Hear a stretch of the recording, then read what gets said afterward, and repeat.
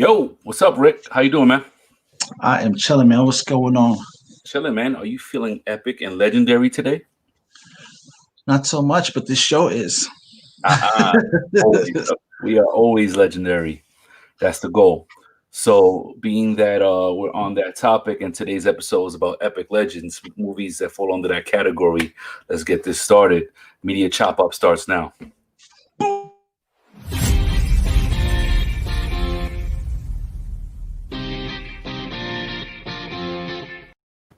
Welcome everybody to another episode of Media Chop Up. I am Serge, aka Sergerilla, and I'm joined by my brother Rick.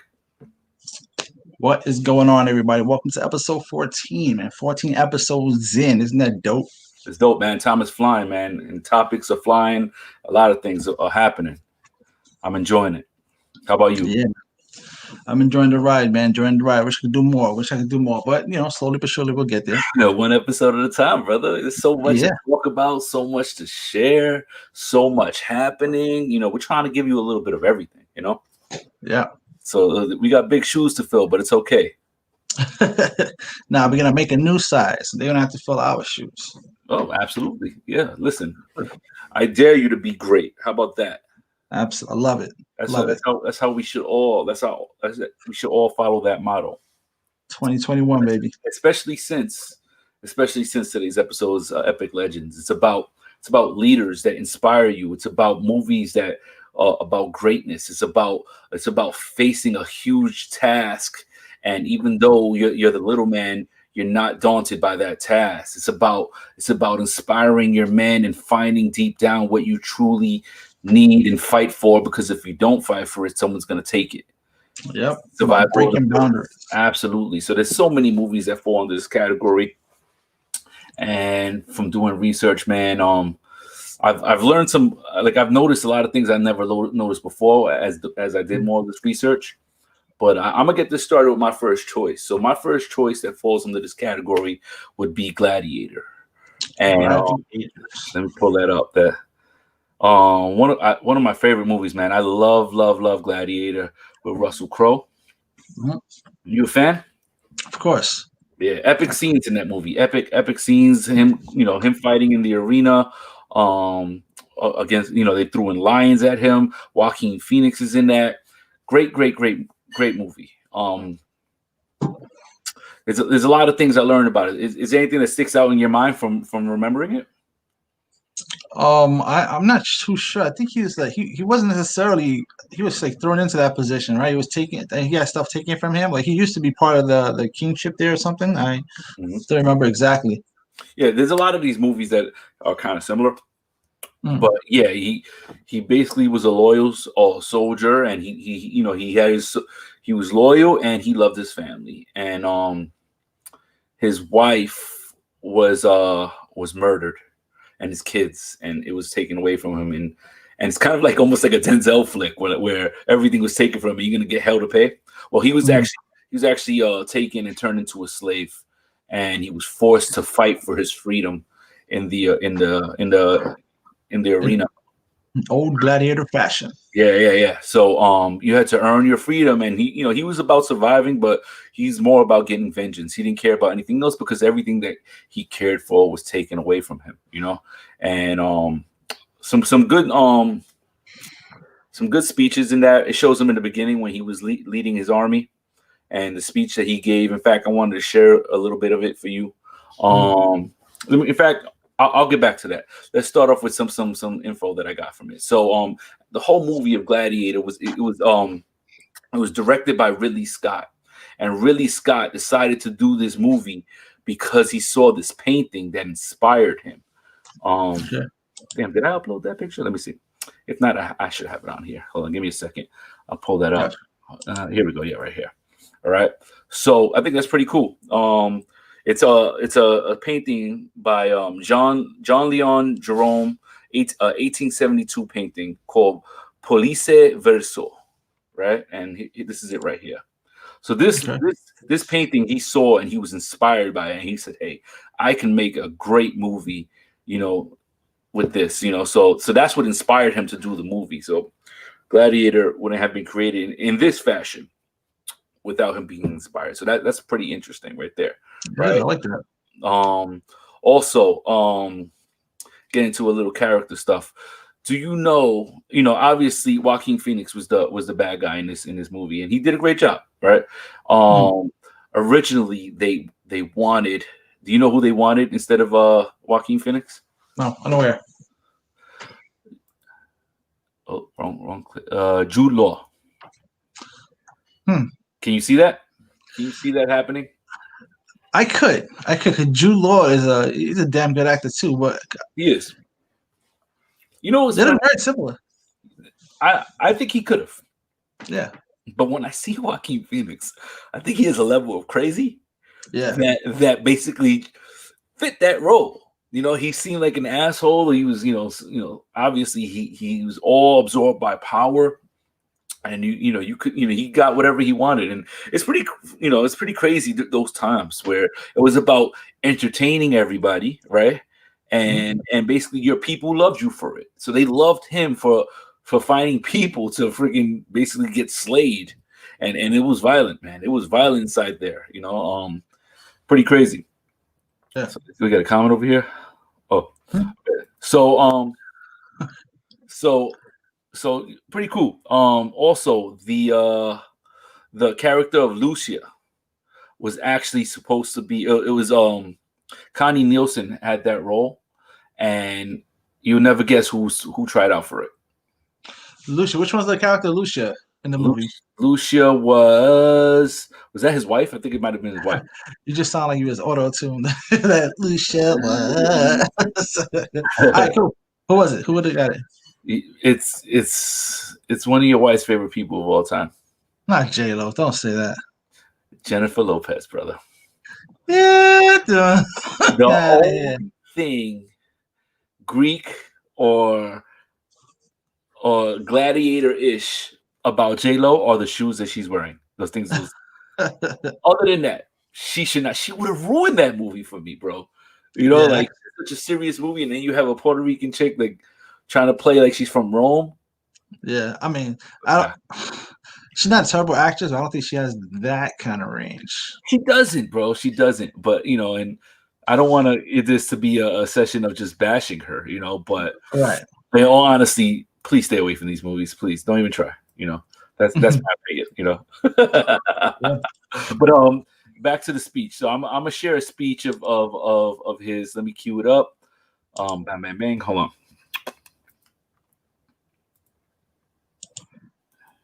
Oreo.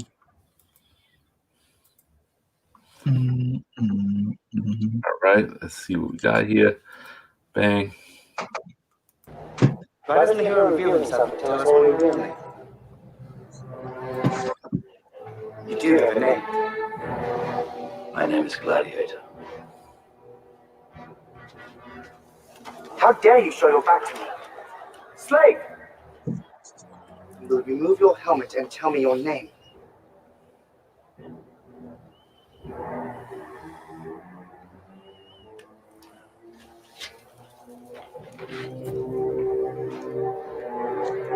My name is Maximus Decimus Meridius, commander of the army of the North, general of the Felix Legions, loyal servant to the true emperor Marcus Aurelius, father to a murdered son, husband to a murdered wife, and I will have my vengeance in this life or the next.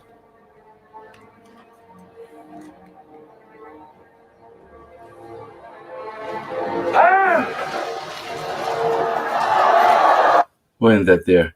Actually, that was. Let me close this down. I'll get into that shit for a minute. I thought you were watching a movie.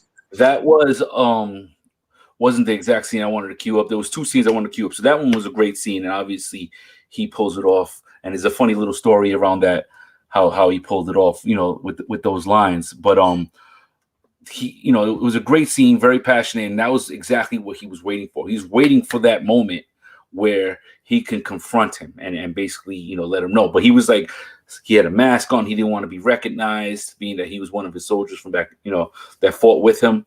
But funny story is that he actually went up to the writer who wrote the lines in the movie, and he went to him and he said, "These lines are horrible, but it's okay."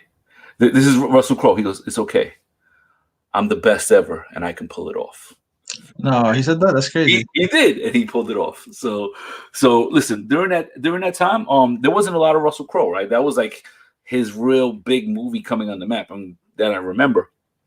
And he was amazing in that movie. And I remember there was a scene where when he found out, his family was slain, he was just kind of kneeled in a wheat field, and he was just crying, and they were hung, so he was like literally crying and sobbing so much that he was drooling on their feet, which was like intense. So movie was great, man. Let's see what else I got for you. There was actually, that movie did so well that they told them to write another version of it, to write a sequel. But how do you write a sequel to a movie that he's dead, right? So Right. they wrote it where let me see, by having Roman gods reincarnate him in the script. The plan was for him to then be somehow transported to World War II, the Vietnam War, and then become a modern day general at the Pentagon. Obviously, the studio rejected it. They were like, "What the fuck is this? Are you high?" Like, how do you go from Gladiator and then pitch that for a sequel to it? That sounds like real desperate to me. I mean, when it comes to sequels, man, they try to be creative. They try to reinvent the wheel. And bro, that was milking it like you wouldn't believe. Because I don't see that. I don't see that happening. But whatever. So moving on. Oh, we have some comments. Let me see. Yeah, David Yee. Oh, hey, what's up, brother Yee? Very cool, very cool. Thank you, brother. Thank you. So I'll share this with everybody. He's just showing us some love over here, brother Yee. So all right, so that's it about anything else you want to add about Gladiator before we move on? Nah, it was a good movie. I haven't seen it in such a long time, so I'm not gonna try to ruin it by That's trying one to of those, remember. that's one of those movies that I can turn on TV and I'll be stuck on it. Like some movies got to be in the mood. I can watch that. I can watch it anytime. It's a great movie. So for your next choice, for your first choice actually, your first choice would be Apocalypto. Yes, man. Apocalypto, man. I just love all the messages about that movie, man. That movie's really. What did you think about Apocalypto? Did you like it? I watched half of it. I'm sorry. Spoiler alert. Listen, spoiler alert doesn't apply to me. I still watch movies, All right, cool. But Is there any reason why you couldn't finish it? Or wasn't your cup of tea? I had it on a very bad bootleg and I couldn't make it through it. I was like, it was already like an abstract movie as it is, being that, the time period and everything. But it was like a really bad DVD bootleg. And I was like, I can't make it through this. That movie was essentially about, just before Christopher Columbus landed in the Americas. It was like life before that, because towards the end of the movie, you see La Niña, La Pinta, La Santa Maria, and that's how it ends. You know those three boats, right? Of course. We all learned that in grade school. Yeah, I love that way that the movie ended with that, because that's exactly how it ended. You get the three boats coming in. You got to assume you know what that is. It's Christopher Columbus about to land. That's how the movie ended. So it's basically showing you what life was like on the land before the Americans got there. And it was basically telling the story about how it's this one guy who's basically trying to stay alive during tough times in this whatever crazy ass world. So it's about what do you call it, the underdog. It's a true underdog story. He's trying to save his family, so he has them hidden in this little, like, I want to say, like, it's not a cave, because they're like in a hole in the ground. So you have other Indians taking over other Indian tribes and sacrificing them, because things are going bad, and they think that with more sacrifices, that they'll get like rain and everything else. So his family's taken away from him, and he's taken into slavery. He was going to be sacrificed, and he was lucky enough to escape, and they're chasing him throughout the whole movie. And he's just has to overcome these great odds to survive and to get to his family. Mm. It's really good, man. If you haven't seen it, you definitely have to see it. It sounds good. I actually started looking up famous quotes for that movie, but when I started reading them, they sound so abstract. Red Fox, Red Fox. What do you say, Red Fox? Like it was like I can't put this on the show. Like, yeah, the whole movie. What do you call it? When the words are on the bottom, my brain's not working. It's captioned. Subtitles. Yeah. Mm-hmm. Mm-hmm. Yeah. They speak in their native tongue, whatever that is, whatever dialect they use. That was actually directed by Mel Gibson, man. Yes, it was. Was that before or after his? That was after. Okay. His original was Braveheart. Oh, okay. Yeah. So is that the next one? Is that on your list? Is that the next one coming up? I don't know. You gotta wait and see, man. There's so many that I wanted to talk about, and I was really conflicted. And as I was looking at the stories, I was like, "Damn, this story is kind of like another story version of that." Like, for example, Gladiator. Gladiator was epic. Gladiator was great. I chose Gladiator over the other option, which I'll mention shortly, because there were great speeches. I mean, there were great speeches and there were great lines. Like, can you give me a Gladiator line, famous line? Of course. Are you not entertained? There you go. Oh, there you go. Look at that. Right? Are you not entertained? Right. Then there's also this is the one I wanted to show you in terms of the movie. I just didn't cue it up. Right. Death smiles at us all. All a man can do is smile back. So he was basically just inspiring his crew, and that's the scene that I showed you where he basically told Joaquin Phoenix who he is and how he expects to get vengeance. Basically, knowing that they can kill him. He didn't give a fuck. He was like, listen, this is what I'm here. This is what I'm going to do. Pretty crazy scene. And then also when he was before going into war, what we do in life echoes in an eternity. Those are all great lines in that movie. So like, I remember watching that and feeling inspired. Like, wow, this is pretty cool. He was ready to get on there and get into combat. You ready to go to war? I don't know if I'm built for like the for those kind of battles. Yeah, I don't have my skill set is not with swords. Right. Unfortunately, it's with words and PlayStation. Keyboard warriors. Yeah, So all right. So my next choice is anything else you want to add on Apocalypto? Nah, man, we're good. All right, cool. So my next choice would be Braveheart by Mel Gibson. Mel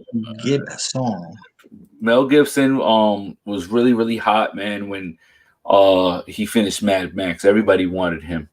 And it was one of those things where he didn't expect to do this movie. He actually wanted to direct it. And they basically didn't want him to just direct it. They said, you want to direct it? Well, you're going to have to act in it. And he was like, me acting it? And they said that's the only way. So he wanted the opportunity. He took it. And it actually, it worked for him because the movie was very inspirational and it was very epic. And he did an amazing job. But from what I did in research, the story, the whole story was not true to what really happened.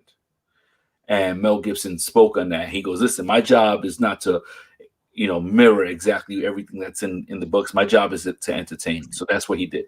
He changed up the story. A lot of the people who were originally from there were really upset because they were like, yo, why'd you change this? Why'd you change this? The battle was supposed to be on a bridge. Why didn't you do it on a bridge? Shit like that.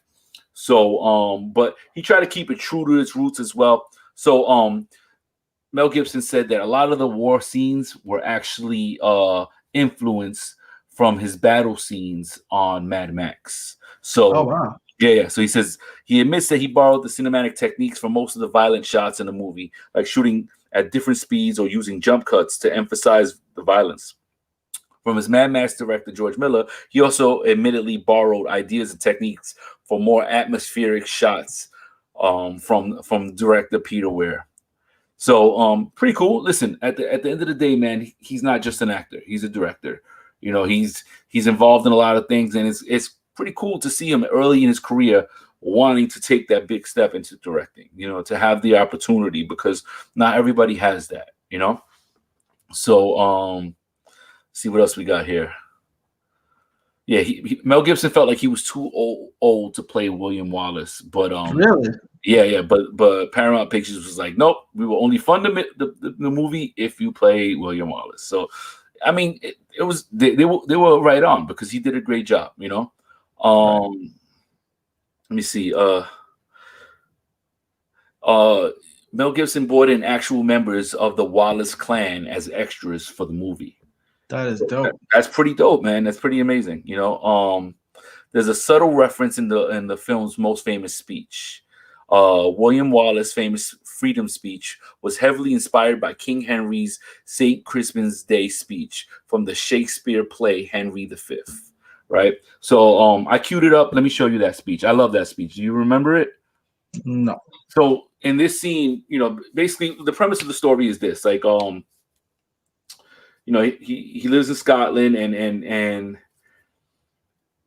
and armies are coming from another land and basically taking over their land. But like, you know, there's like an agreement. You can have this. You can have this. Well, they started taking more than they should, and it got to a point where, just like in Gladiator, his family was killed, and he realized that like people were scared. Like, yo, their army is too big. We can't fight them. There's no way.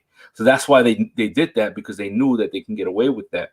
So basically, William Wallace was that guy to basically rally up the troops. People were like, listen, you're a leader. I believe in you. You should lead us. And he ended up leading them. And he was a really good leader.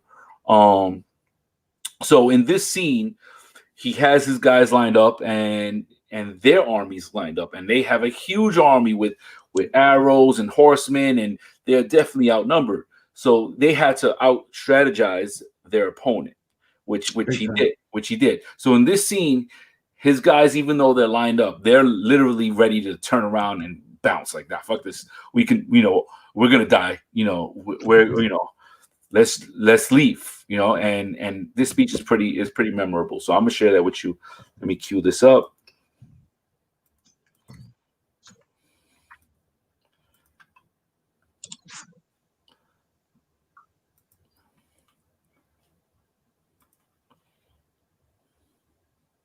All right, did it share yet? Yeah. All right, here we go.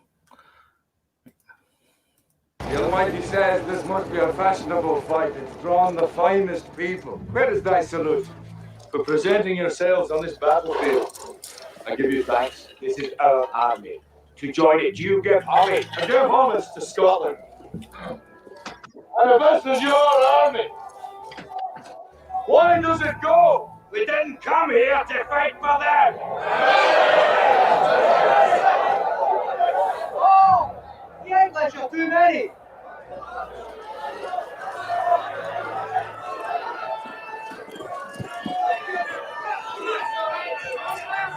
Sons of Scotland, I am William Wallace.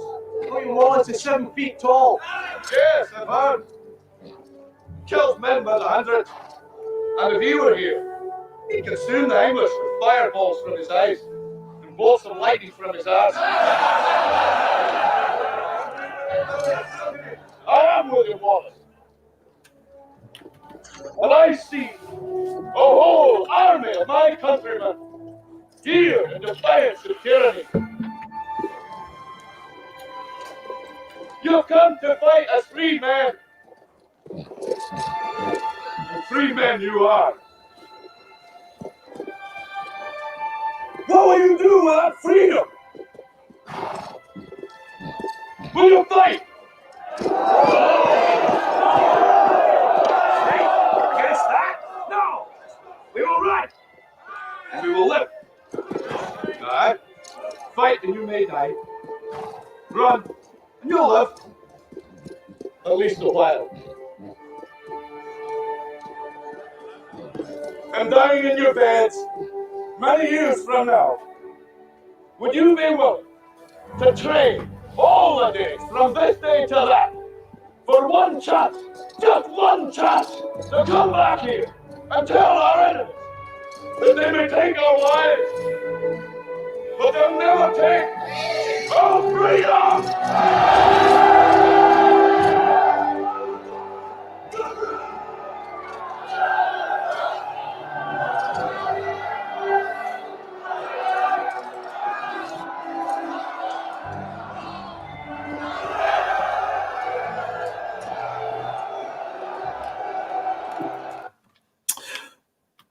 What'd you think? Still makes my hair stand up. Yeah, I mean, yeah, epic, man. Yeah. Epic speech. It gives me the chills. I'm just curious, man. Where do you see yourself? Do you see yourself as a leader like him? Do you see yourself as a warrior to back him up? Do you see yourself as a farmer? What do you see yourself as? I would like to say that I'd be toe to toe with him. I'd go with him into battle wherever he goes. Yeah, I definitely see you as obviously a family man because that's exactly what you are. But then when shit gets real, what do you do? Do you pack up your family, let's go? Or do you say, listen, we got to fight because I'm setting a role model for my son and he has to understand we have to fight for what matters? That's the thing right there. You would have to like look to your family for that strength. Yeah. Definitely. So yeah, did you? One of the Facebook users asked if you seen 1917. I know I personally haven't seen it yet, but I heard great things. I heard the cinematography on that movie is phenomenal. They have this one long running scene on that thing. Got to check it out. But it's definitely on my must watch movies ASAP list. I don't think I have. Nah, it's new. It just came out. It came out a little bit ago, but I want to say 6 months maybe. Okay. Yeah. I haven't seen it yet. Definitely one of the movies I definitely want to catch. Oh, my mouse is dying. Yeah, Martha's dying. It's supposed to last like 18 years. I leave the battery on. But yeah. So yeah, man. So great movie, man. So like I did some research, brother. Hopefully I don't have to change the batteries on this real quick. Because I need to be able to freaking control the flow of this. Right? All right, so here we go. All right, so I did some research, bro, and I found some information about your history. I actually found an image of, I think, someone from your lineage. You know, You gotta see this shit. they going to war. You ready? Yes, I don't know what his name was, but he was part of the Ricardo dynasty. He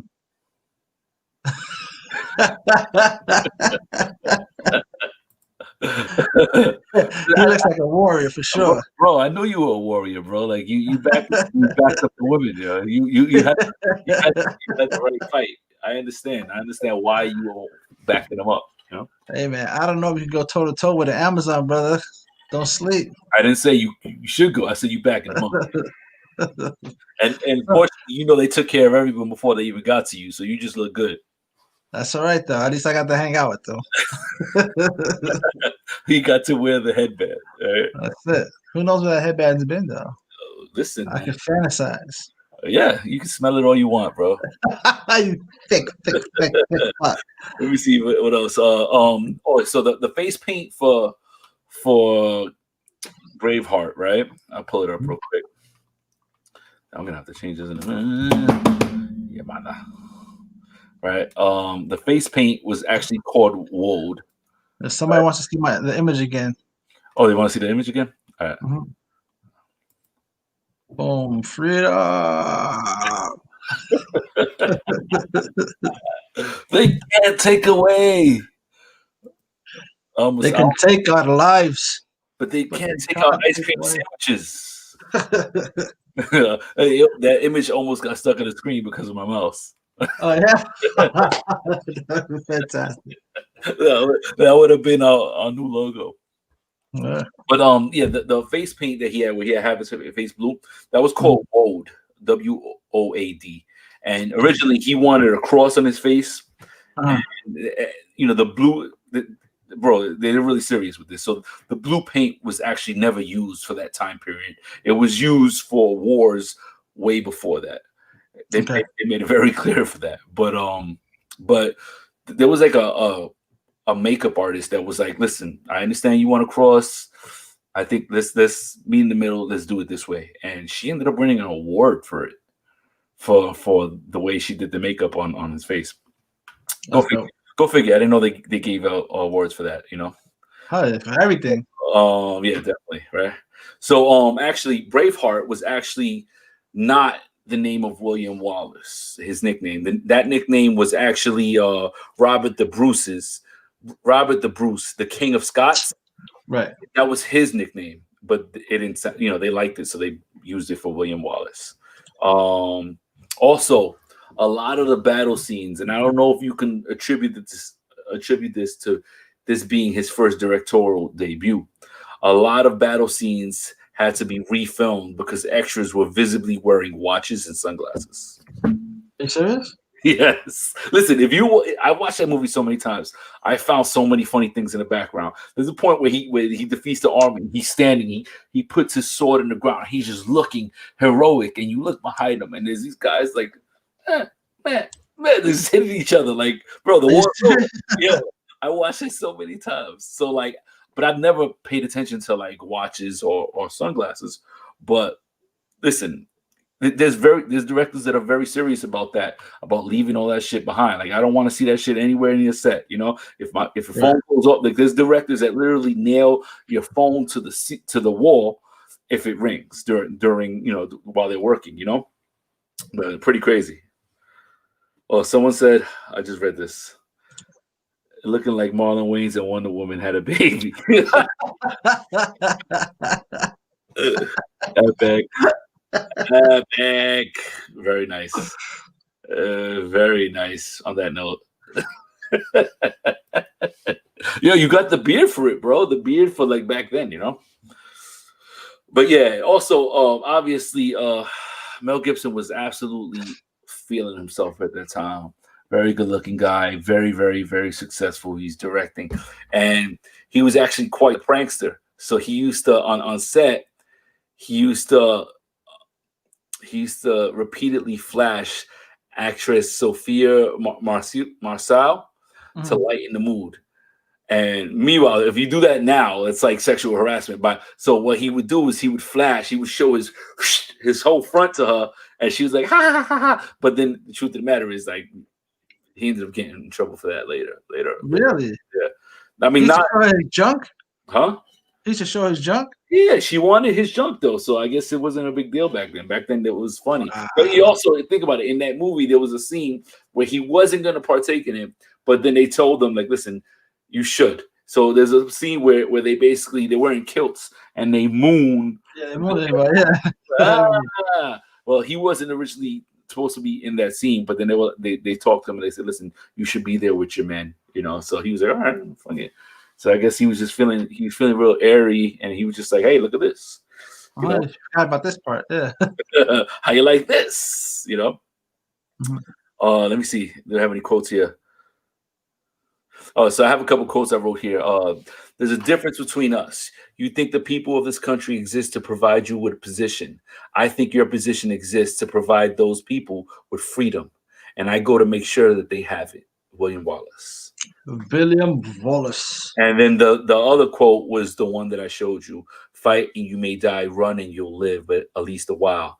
And dying in your beds many years from now, would you be willing to trade all the days from this day to that for one chance, just one chance to come back here and tell our enemies that they may take our lives, but they'll never take our freedom? I can't do it. Almost sounds like an Eminem quote. I can't do that accent. You know, here's my question to you, especially since you like acting. How, you know, can you picture yourself adjusting to different accents?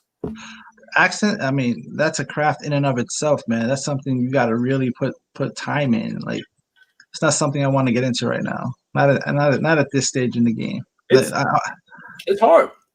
I can imagine, yeah. It's hard. There's actors that make a killing here, and they're not from America, and they're on all our American friggin' sitcoms that are doing very well. It gets to a point you're like, yo, can you hire some American actors that actually have that accent? I know, right? I was starting to sound like, damn, I don't really sound like that. How come he gets the job? Yo, they sound more American than us, yo. I guess so. And then when you interview them, you're like, what the fuck? You know, a hardcore English accent from England. I know, yeah. You're like, Tom Holland. Yeah, I mean, there's so many people, you know, like who else do I remember having that? Obviously the main character from Walking Dead, Rick. Who else? There's people from the show Nip Tuck. You can keep going. It's pretty crazy. But nonetheless, let's move on. So our next choice would be your movie of, and this is a very, very powerful movie, also by Senor Mel Gibson. Mel Gibson involved. He Yeah, was man. very busy. He was very busy bee. Yeah, The Passion of the Christ. Mm-hmm. What do you think about the casting of Christ? What do you think about Jim Caviezel? I love him. But Yeah, I love him. I think he was great. I didn't think too far into it when I went to see that movie. I was just really curious how they were going to tell this story. right. And they went the super graphic route. Oh yeah.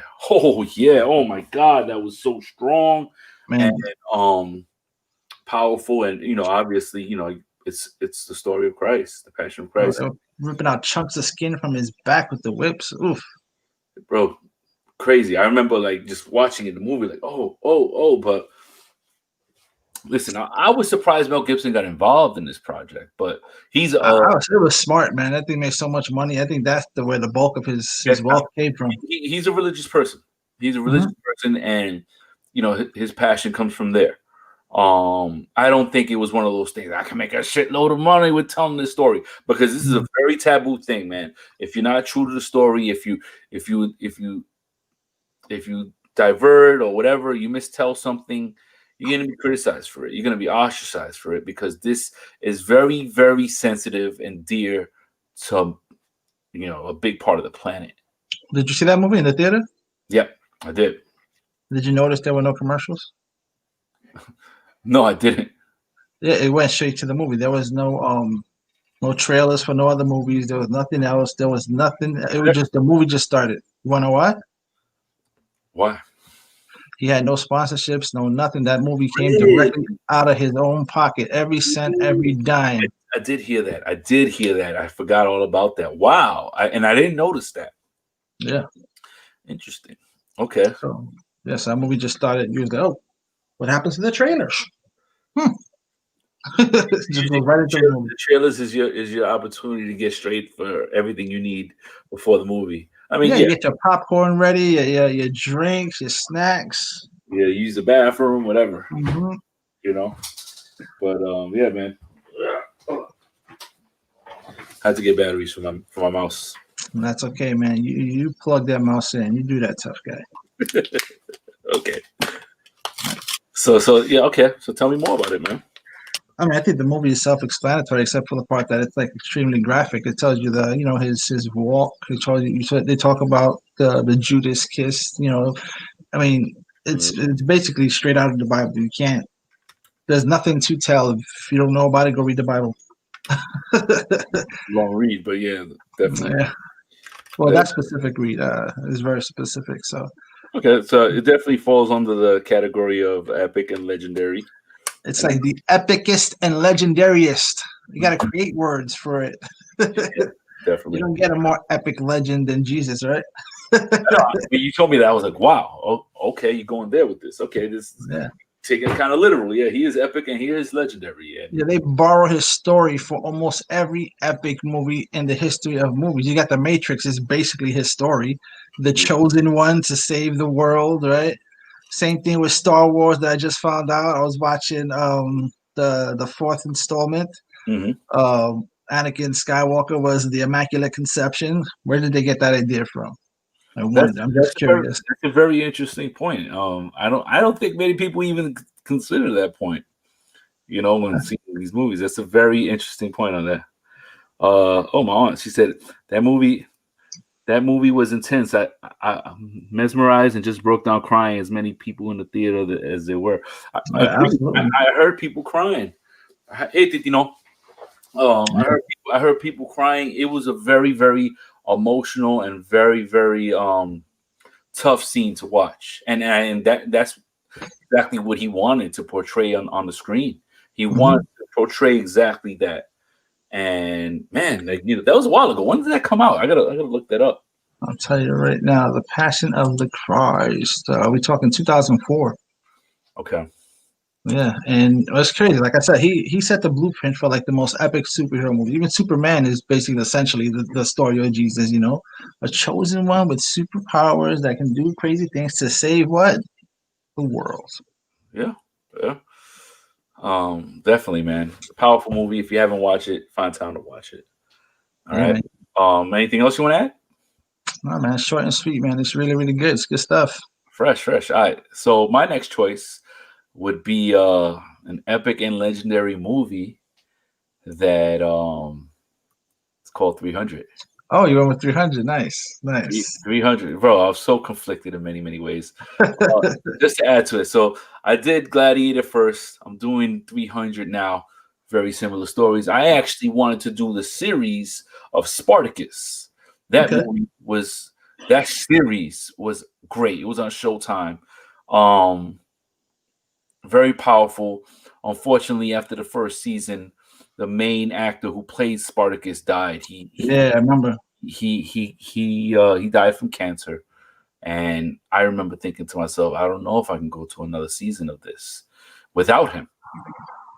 And when the second season came, I fell right back into the story. The story was so good. Nothing against them. And both the guys who played Spartacus did amazing jobs. So it wasn't one of those things where I don't feel like they should be compared. Oh, he was a better Spartacus. Doesn't matter. The story was great. It was powerful. It was gripping. It was the story of kind of the same thing of Gladiator, where actually his wife wasn't killed, but his wife was taken into slavery, and he was taken into slavery. And basically, he was ready to give up on life. And they said, listen, you have another chance at life. You just have to win an X amount of battles. And, he was a skilled swordsman, and he led his army. So it wasn't like he was a newbie. But he basically had to learn how to, fight in an arena. And a lot of great stars in that movie. But that's not the movie I'm talking about. I'm talking about... He just went right into Spartacus. He said... that was a very, very powerful movie, very good movie. But I decided to go with 300. So 300 came out of nowhere, man. And Zack Snyder, man, a lot of DC fans there. Zack Snyder. I love the way they told that story. Warner Brothers initially wanted a PG-13 rating for this movie. Wow. Exactly. And Zack Snyder was like, "Not sorry, guy. That's not going to happen." Although Frank Miller's comic is as gory and graphic as the film based on it, Warner Brothers initially wanted it to be PG-13. When Zack Snyder signed on, he wanted to make it R-rated, and Warner Brothers eventually relented. So, yeah, I'm glad, right? It's amazing how Hollywood does this. Studio executives thought that the best case scenario for 300 would be to match Sin City's $74 million box office gross. So they were pleasantly surprised when they ended up topping 200 million, right? Mm-hmm. But my point is that why does Hollywood do that, bro? Like they would just, we want to compare ourselves to this. They want to bite off of everybody, man. Not only that, they want to make as much money as possible too. It's a business. Mm-hmm. We're watching this from a standpoint of being entertained and an artistic standpoint as well. I love this movie. I love the way it was filmed. I love the way they told the story. I love the cinematography and the special effects. Amazing. In fact, I have some stuff to show you. So, like, I don't know if you guys, a lot of it was like, they were on a cliff and they were lining up, and the Spartan army was a very great army. They felt like they were the best army, and they felt like their men were the most powerful in the world, and their women were just as powerful. They held their wives on a pedestal, and I respected that. And there was a scene when someone from another army comes to tell them, like, listen, you have to give us this, and he's listening, and he's just like, nah, not gonna do it. And then his wife started talking, and he was like, why does your wife speak to me like that? Who does she think she is? And he was like, because she gave birth to a god, so right. You can talk to her. So I love the way they backed each other up, and they loved each other, and it was about love, and it was about unity, and just fighting as a team, man, because that's what they did. The Spartan army, man, they fought as one. They basically they put their shields together. They fought in unison. That's what made them so mighty. But here's a quick picture. So you can see the original on the bottom where they were fighting on a cliff, and they were pushing the enemy towards the end of the cliff. And you can see how they did that in the studio. They opted for a lot of blue screen instead of green screen. I don't really know the difference between the same shit. Yeah. Oh yeah. So that's what they did with this. So like you could see how how it came out in the movie on the bottom, which is pretty cool. Also over here, you have them meeting on the mountain, and then you see them just doing that in front of a green screen. So it's amazing how, you know, we watch this movie and we're like in amazement, but all that stuff is all CGI, you know? Kind of like my bedroom. Kind of like I thought you lived there. I thought you lived in there. It's all green screen magic, baby. Jason had a question. He said the dude that gets kicked in the pit in 300 is in Spartacus. Is that correct? I'm not sure. No, that's in 300. That's in 300. And funny thing is that no, he's saying the dude that gets kicked in the pit is also in Spartacus. I think so. Let me think. Yeah, he is. Oh, so you saw Spartacus? Yeah, I love Spartacus. Spartacus. Yes, yeah. Yes, he was, Jason. There's a lot of people that are in Spartacus. Let me look it up. Let me tell you who's in Spartacus.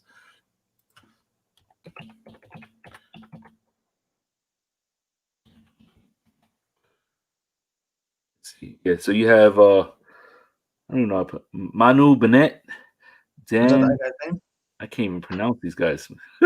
Peter Mensah is the guy who is on the edge in 300, as well as he's the one. That's the who. Lucy Lawless was in this. Liam McIntyre was the one who played Spartacus, who did great. Crixus, which was a fighter. He was played by Manu Bennett, but these guys don't even look anything like they did on the show, because I'm looking at them now. I'm like, I don't even recognize this guy. But it was a while since I saw it, but it was really, really great show. Check it out if you have the opportunity. Yo, what's up, Steven? But I remember when that show was airing, I was still working at the job, and I remember one of my homies who lived near me, he used to come to my house, he used to watch it, and he used to go to work. It was that much. It was that good of a show. So also, that's exact scene where he kicks the guy into the pit. Let me see, in the original script 300, the line "This is Sparta" wasn't supposed to be yelled. In the comic book, it's delivered in a stern but calm manner. Gerald Butler tried a few takes which he delivered the line this way, but it didn't have much impact. He tried one take in which he yelled the line at the top of his voice, and Zack Snyder loved it. He said, "Do it again," and it ended up sticking. "This is Sparta," and then he. Yeah, I actually saw an interview where he talked about that. He was like, when he was doing the Raw, right? That they were done with the takes for that scene. Then he asked if he could do one more. Like he wanted to try something different. Yeah. And when he did the scene, he goes to Zack Snyder. He says, "Was that too much? It was too much." And Zack was like, "Yeah, it was too much, but I loved it. I loved it." And that's the scene they went with. Yeah. And listen, these guys were physical specimens for this movie, and between takes, they were just lifting like maniacs, bro. Like doing. They had to do an insane, I think it was 8-week workout regimen, and then on top of that, between takes, they were pumping iron on the side and getting back in this, because they didn't want anyone from this army to look weak. Yeah, which did a great job, man. They worked their ass off for this movie, So pretty cool stuff. That's my choice. So let me see if I have anything else to share. Any images for this movie. Yeah, that's all I got. So that's all, folks. Pretty cool. You got one more. Yeah. Your next option. Yep. The next option would be A Knight's Tale from the late great Heath Ledger, man. I haven't seen that movie, man. It's funny because it's kind of a chick flick in a way. Okay. Explain. Yeah. It's good. Right? Basically, it's back like in medieval times, during that time where there was jousting and stuff like that, right? But obviously, you had social constructs, you had certain rules for certain things. You had the noblemen and you had the peasants, right? Jousting was a sport for about prestige. It was about only a nobleman could be a joust, and he was a peasant, but his he was working for someone who was jousting, and the person died in the first half of the joust, so he took his place and started jousting. Okay. And he finished that match. He won the prize. They used to earn gold. That's a lot of money back then for any peasant. So now he had a choice, right? He took the gold. He could have split it among the peasants, and they could have went on their merry way. But he wanted to take this opportunity to really become like this to take the money to buy armor and train and continue jousting, because that's something a peasant could never do in a million years, because that's just the way the social contract was. It was only for, noble people with, prestige, kings, princes, and stuff like that. So, he took on an alias. He created a backstory, and he became a really, really big time justice. He found a justice, a jouster, whatever the name is for that thing. Yeah. But I like the way the movie is because it's based like in medieval times, right? But they were making modern day references, and they were playing songs like "We Will, We Will Rock You." Yeah, it was hilarious. It had a really good twist to it. It was awesome. Oh, hold on. See, actually, no, I think I'm wrong about that. Something else. But yeah, it's a really fun film. I really, really, really enjoyed it, and it tells the story of how while during those times, society put caps on your potential because peasants could never reach to a certain level of success because you just weren't allowed. You can never be you can never join a joust or be a part of that unless you was born into it. Yeah, Knight's Tale. Where's the Lord of the Rings? Who said that? I don't know. Well, how about you come on the show? I'll send you an invite right now. You can tell me about Lord of the Rings. That'd be awesome. Definitely. It'd be cool to have somebody on the show talking about it. The Lord of the Rings. I love the Lord of the Rings. Yeah, definitely. Lord of the Rings. That was, think about it. That's a long story, and it actually does fall under this category. Yeah. That's a good choice. I didn't even think about that, but yeah. There's so many movies, but a lot of people don't like Lord of the Rings. Also, people say it's 3 movies of walking to a volcano and dropping a ring. You want to give me your best? Smeagol? Smeagol? No, you get started off a Smeagol. Come on, you can give me a good Smeagol. I've never done Smeagol. All right, so you're not a fan of Lord of the Rings? I absolutely am. I love Lord of the Rings, man. Lord of the Rings is fantastic, man. I love it, love it, love it. So a lot of these great movies that are obviously mirrored from novels. Does it make you want to read them? I'm not a big reader, and if I saw the movie, I probably won't read the book. But I would do it in the opposite. If I read a book, I would like to see the movie. But I've never been compelled to read the book. You know what happened to me one time, and I was turned off by it, and I never did it again. It was not even a popular movie. It was called I Am Number 4. Are you familiar with it? Sounds familiar. It's a superhero, sci-fi, aliens flick. It was okay. It wasn't terrible. Let's see. Just I Am Number 4. So I enjoyed the movie, and I wanted to know more about it. So I read the book, and I was just like, "Oh no, never seen this. It doesn't look interesting to me." Yeah, I'm just joking. I don't know anything about it. So it's like this came out in 2011. Yeah. But let me see. I'll pull this up for everybody. So yeah, this is what the poster looked like. Save image. You got a trailer, run it. It's not a terrible movie. It's easy way to burn an hour, 30 minutes. Okay. Hold on. I was trying to look for the thing. Yeah, Eddie, I agree. I like The Hobbit. Hobbit was a lot of fun. I enjoyed those series. Mm-hmm. Benedict Cumberbatch playing that dragon. That was dope. Yeah, that was great. All right, hold on a second. Let me cue this up. Give me a second. Grammarly does more than catch errors. With Grammarly, you can find... Damn ads. All right. You guys ready? Yeah. What are you doing? You say you wanted me to share the trailer for it. Oh, yeah. I Am Number 4. It's not a terrible movie. All right, let's see.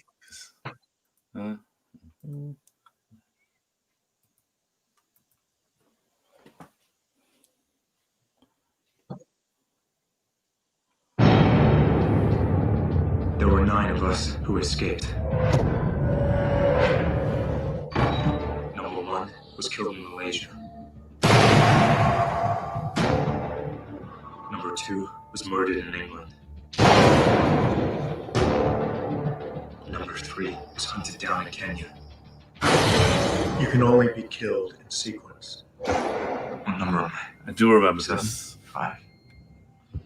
I'm number 4. I'm next. I've been on the run since I can remember. You keep your head down. I know how to blend in. What are you gonna do out here? John Smith. Okay. You don't want to tell me your name.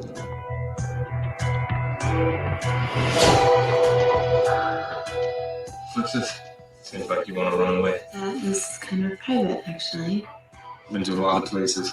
I think this is a pretty good place.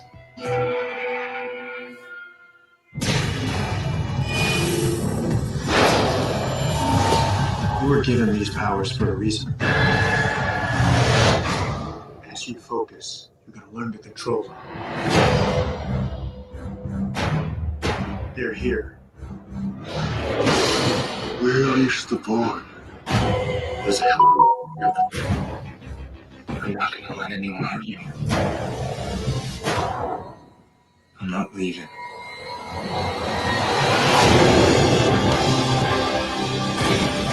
You can't stop what's coming. Dad! Where is she?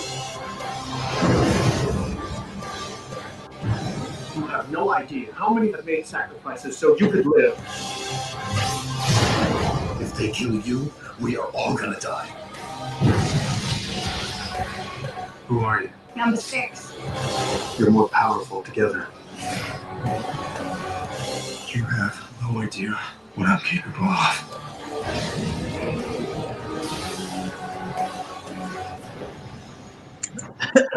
It never had a part 2. Okay, it looks interesting. Sometimes when I see a movie like that, if I don't see anyone who I really like, I might not give it a chance. Yeah, Let's have some free time. It looks interesting. But yeah, maybe I'll find time to watch it. But the premise of it sounds ill, you know. So, yeah, but that was a really boring trailer. Like if that was the trailer I watched, I would have been like, ugh, I don't want to see that shit. But it's an interesting story. I like as I was watching it, there was certain aspects of it that I found interesting. So they gotta die in sequence and stuff like that. It has some unique elements. The storyline, it pulls me in a little bit because I like to see stuff like that, you know. But I'm scared. Like when you get a lot of unknowns, like a lot of unknown actors, I'm scared of. I mean, look, Michael Bay was involved in this, and you know, listen, no disrespect, Michael Bay, you're a successful director, but I don't want to see everything blowing up. Right. I don't want to just see explosions. I'll wait till the 4th of July. But like sometimes I feel like you take away from the movie with so many explosions and so many, you know. Okay, yeah, they're cool, they're epic, you know, but you know, I want some storyline. A little bit, you know. But yeah, man. So that's it, man. Those are our choices, guys. If you guys got any movies you want to add that you feel are epic and legendary, feel free to let us know. And I would strongly recommend you guys watch A Knight's Tale. It's a fun movie, man. It really is. It's one of the movies that I think I'm the only one that likes. You got Paul Bettany in it, Heath Ledger. I mean, Paul Bettany plays Vision. I love Paul Bettany. I met the guy in person a bunch of times. Very cool. Yeah. And he's freaking, that guy works. That guy, everything, bro. And so many things. That show I mentioned last week, that Manhunt, he played the Unabomber. And I was like I'm looking at him, I'm like, yo, is that Paul Bettany? On Netflix? Okay. And, he did an amazing job. He did a masterful job. Yeah, the character he plays in A Knight's Tale is awesome, and it has elements of wrestling in it. You know how wrestling has like those big time entrances, and he says, "And now coming to the ring." Yeah. You know, they add those little elements back in medieval times. So just imagine that little union of stuff. It's awesome, man. It's a really fun movie. I enjoyed A Knight's Tale. I literally think I'm the only one, man. I want to watch it. You know, I love Heath Ledger, and I love movies from that time period, if done correctly, you know. So I'll definitely, hopefully, find time to watch these movies that I miss. Side note: Can you make that face that you know your great ancestor made? I wanted to do one for myself as well, but I didn't find one that was different. That was cool. I did another one with you. It had face paint, but it didn't. You know, I should have did that for Apocalypto. That's what I should have did. Yeah. I'm like, yo, you were extra in the movie Apocalypto. Yeah. You know, but then they were like, yo, you got to shave your beard, guy. Maria says he got her thinking of Dragonheart. That's Sean Connery. Sean Connery's in Dragonheart. Dragonheart. Man, that You was, remember that? I do remember that movie. Yeah, definitely. That movie needs a reboot. Definitely. Hopefully, it gets put into the right hands. I love dragon movies. Also, one of the options that you were thinking about talking about, which I think is absolutely epic and legendary, was The Last Samurai with Tom Cruise. Let me ask you guys out there: are you guys a fan of Tom Cruise? Because I realize there's a lot of people who don't like Tom Cruise, but like, I think maybe because of things in his life and I don't think it has to do with his work, with his body of work. Him being a Scientologist and whatever. Like, listen, I don't vouch for that. I think it's stupid, But when I look at all the stuff that he's involved in and how he does it, man, he's amazing.